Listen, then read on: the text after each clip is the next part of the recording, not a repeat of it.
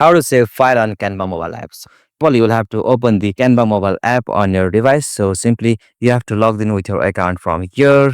So on this, I will choose this picture.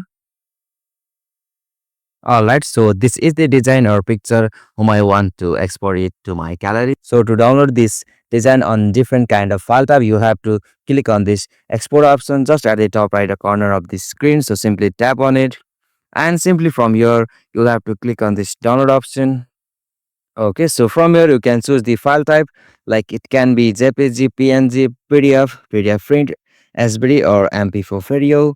So I'm choosing the PNG. So like you can set the size of this design or pictures. So I will set it to 1.25.